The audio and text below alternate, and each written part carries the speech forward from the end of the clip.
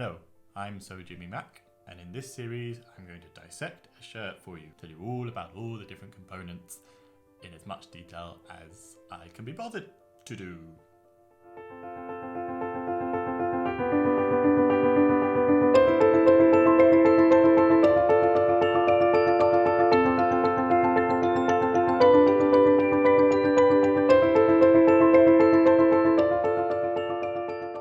Today I thought I'd talk about cuffs. The definition of a cuff is literally just something sewn on to the end of a sleeve to stop the sleeve from fraying. It is as simple as that. There are two main styles of cuffs, and then there are variations on those two styles. The first style is the button cuff, or as the Americans call it, the barrel cuff, called so because it looks like a barrel. This style is more of a casual style, something worn on the weekends or something a bit less dressy. It's a lot more popular nowadays because of the movement towards a more casual look, as well as it being easier for a lot of people trying to squeeze cufflinks through 4 sets of holes. The different variations of a button cuff would be the number of buttons you can have. You can have 1, 2, 3, you could even have more than that if you really wanted to. You could have 4. And you can have different variations on the edges. You can have a round edge, a square edge, or a notched edge to give it a personal touch. There's no greater benefit to one rather than the other. Apart from perhaps the square one wearing out faster than the others because of it having a right angle point, which can be quite bulky. The notch is at a less aggressive angle, so it's not likely to wear out quite as much, but then the round is probably least likely to wear out. But it's nothing that will massively change the shirt. It's just purely personal preference. The main variation on a button cuff would be what we call a 2-button turnback. You may know it as a cocktail cuff, which got its name from James Bond. He wears it in Dr. No at a very small point in time, and it's carried a legacy ever since then. They're a little dressier than a normal button cuff and perhaps easier to get on than a cufflink. My personal opinion from making them and trying them out is that they're not that great. However, I personally don't struggle with a cufflink, so variants on that can be the amount of curve you give on the fold and the amount of buttons you can have. 1, 2, 3, again, as many as you want. Classically, it would be a 2-button turnback. I also find it quite difficult to maintain the fold. You have to press the fold quite hard to make sure that it stays there because there is nothing holding it up and gravity will eventually flop it back over. The second main style of cuff would be a double cuff, or as the Americans call it, a French cuff. There is no reason for it to be called a French cuff. It actually originated in England and was made popular in the 1930s. Unless you know the reason why it's called a French cuff, in which case put it down in the comments below, because it'd be great to find out, but there is no reason that I can find for that name. It's a nice option for a more dressy shirt, for an excuse to wear a bit of jewellery. Men don't often get much chance to wear jewellery, so it's nice to invest in a really nice pair of cufflinks and show them off with a double cuff. And you can have variants on the style through, again, rounded edge, square edge, notch edge. The problem I have with them is that if you have a rounded or a notched edge, you can see the bit of cloth underneath, which can look a bit messy. So for myself, I like to taper it out a bit and then put a small round on it when I am doing a round, which just keeps it hidden and a bit neater, but can make the cuff a bit bulkier, a bit bigger. In some ready-to-wear companies, they tend to have 2 holes on the inside of the cuff, and this is done so that you can alter the length of the sleeves without them having to invest in alterations or an extra inch in the cuff like Bud would do. The main variation of a double cuff would be what's called a single to link cuff, which is something done for white tie.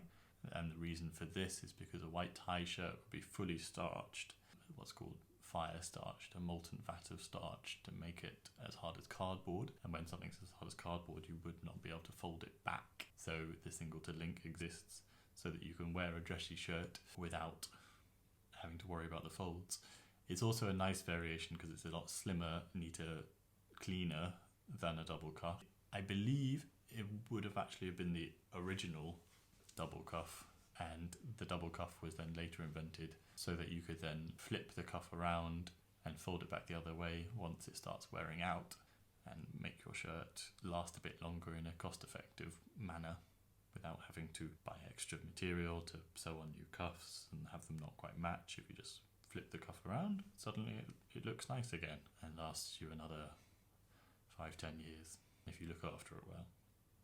Another variation on a cuff would be what's called a surgeon's cuff, which you don't see very much of, or it's a detachable cuff. So you have a band sewn onto the end of the sleeve and a couple of buttons sewn onto those, and then the cuffs will have buttonholes attached to them so that you attach the cuffs to the sleeves. This is called a surgeon's cuff because it was done originally for doctors, so that when they're seeing patients, they have their cuffs on, they look smart, they look presentable, and then when they go into surgery, they take their cuffs off, get blood everywhere, and they don't need to worry about staining their cuffs, and then can pop their cuffs straight back on and go back and talk to patients again. We have 1 or 2 customers that ask for it now, but not many. It's perhaps a little bit too fiddly for the nature of the gimmick. Unless you are a surgeon who doesn't wear scrubs when you're in surgery, in which case... Really? Cuffs can fundamentally be lined with anything. You can fuse directly onto the cloth, although I don't particularly like doing this because it means that as the glue wears out, you get bubbles and the shirt can look old and tired and dead before it's actually worn out. A loose lining is generally better, and the thickness of the lining can depend on how you like the cuff to feel. Some people like it feeling much thicker, much heavier, and so you use a thicker lining, and some people like it really light and floppy, of which we would recommend lining it with self, so a bit of poplin or a bit of whatever is the shirt's made out of inside it, to make it feel very light and soft. I would never recommend not lining a cuff at all, because you need something to support the button and the buttonhole to stop them fraying or pulling apart or breaking. As far as the fit is concerned, this is very personal. Everyone has their own opinion of how they like their shirts to look and feel, and there's lots of different factors that can change the way a shirt sits. It can be to do with the shirt's length, the cuff width, the sleeve width as well, because if it's too tight around the sleeve, as soon as you bend your elbows, it's going to pull the whole shirt up, whereas if it's looser on the elbow, then you have more room and the shirt won't get caught up as you move. People generally think it's down to the amount of centimetres or inches that you show underneath a jacket. However, that's having the shirt fit your jacket rather than fit you. So the way that shirt makers work, generally, would be that we take your wrist bone and we go from the bottom of the wrist bone and go an inch below that. And what you want to achieve is for the sleeve to come just into the crease of your hand. So as you lift your hand up, the shirt should not be pushed up, it should not break or collapse, and it should not be sitting a little bit away from that crease. It should be sitting nice and clean on the crease. That is the perfect fit for it. And then you get the width. The width is something that's very personal to customers, but if it's too big and the sleeve is then too long, it's going to fall too far down your hand. It'll also get caught up in your jacket. And if it's too tight, it'll want to sit further up your wrist where your wrist is skinnier, so it's more comfortable. So you want to get that balance right, but the tightness or the looseness of it is completely down to personal opinion.